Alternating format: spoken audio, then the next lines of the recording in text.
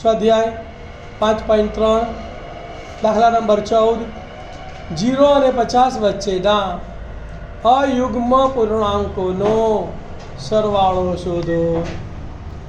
ધ્યાન આપજો, 0 અને 50 વચ્ચેના અયુગ્મ પૂર્ણાંકોની પહેલા સમાંતર શ્રેણી લખી નાખો।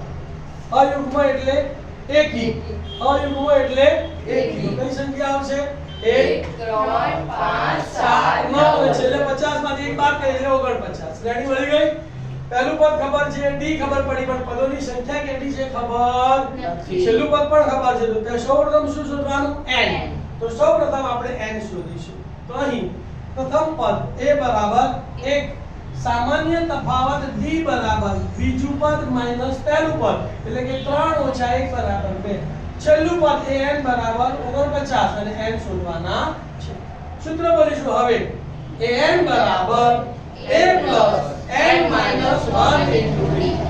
a ની જગ્યાએ કેટલા મૂકીશું? 49 બરાબર ના બરાબર, a ની જગ્યાએ કેટલા મૂકીશું? 1 વત્તા ના વત્તા, n minus 1 ના n minus 1 એ d ની જગ્યાએ કેટલા મૂકીશું? 2। કોને સૂત્ર કરતા બનાવીશું? n minus 1 plus 1 સામે જાય તો લખાઈશું 49 ઓછા 1। બે ગુણાકારમાં સામે જાય તો લખાઈશું 49 minus 1 ભાગ્યા 2। તો માટે n minus 1 બરાબર 49 minus 1 ભાગ્યા 2। 49 માંથી 1 જાય તો 48, 48 ભાગ્યા 2 એટલે 24 minus 1 સામે ગયો તો પ્લસ, તો માટે n બરાબર 24 વત્તા 1 માટે n બરાબર 25। હવે જ્યારે આપણને પહેલું પદ, છેલ્લું પદ અને પદોની સંખ્યા ખબર હોય ત્યારે સમાંતર શ્રેણીના સરવાળાનું બીજું સૂત્ર વાપરવાનું, બરાબર। તો હવે સરવાળો શોધીશું। Sn બરાબર n/2 into a plus l। તો માટે Sn બરાબર n ની જગ્યાએ કેટલા મૂકવાના? 25, 25 છેદમાં 2 ગુણ્યાના ગુણ્યા પ્રથમ પદ એ કેટલું છે? 1 અને છેલ્લું પદ કેટલું છે?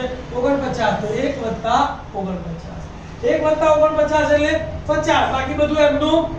તો માટે Sn બરાબર 25 છેદમાં 2 ગુણ્યા 50, 2 ભાગ 4 છે, 2 કેટલા આવશે? 25। તો માટે Sn બરાબર 25 ગુણ્યા 25, 25 નો વર્ગ 625, તો પછી શીખવાડેલું 5 નો વર્ગ 25 અને 2 નો વર્ગ 4 ને 2 6, 625। અથવા તો 2 તરી 6 કરીને પણ તમે 625 કરી શકો છો। તો સમાંતર શ્રેણીના સરવાળો કેટલો આવ્યો? 625।